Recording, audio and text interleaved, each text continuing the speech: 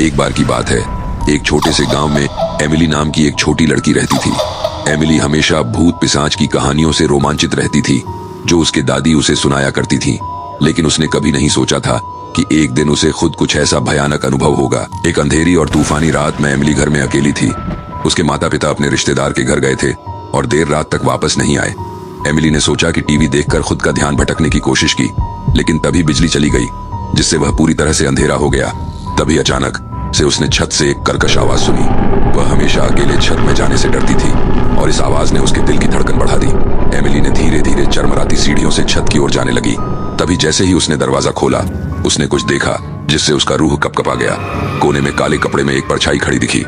यह परछाई एक चुड़ैल की थी जिसके लंबे खुले उलझे हुए बाल और उसके चेहरे पर एक टेढ़ी मेढ़ी डरावनी मुस्कान थी। एमिली ने भागने की कोशिश की, लेकिन चुड़ैल बहुत तेज थी। वह अपनी हड्डी वाली उंगलियों से आगे बढ़ी और एमिली की बांह पकड़कर उसे अपनी करीब खींच ली। एमिली डर के मारे जम गई क्योंकि चुड़ैल ने प्राचीन भाषा में जप करना शुरू कर दिया। तभी अचानक से छत का दरवाजा खुल गया और एमिली के माता पिता दौड़कर अंदर आए। उन्हें लगा कि कुछ गड़बड़ है और वे जल्दी से घर अंदर आ गए। चुड़ैल ने उनको जैसे ही देखा, उसकी आंखें गुस्से से चमक उठी। लेकिन एमिली के माता पिता साधारण लोग नहीं थे। उसके पिता तांत्रिक थे और वे जानते थे कि इस तरह की स्थिति से कैसे निपटा जाए।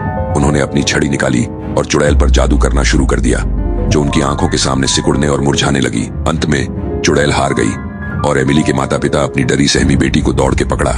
उन्होंने समझाया कि चुड़ैलें और राक्षस असली थे, लेकिन उनमें उन्हें हराने की शक्ति थी।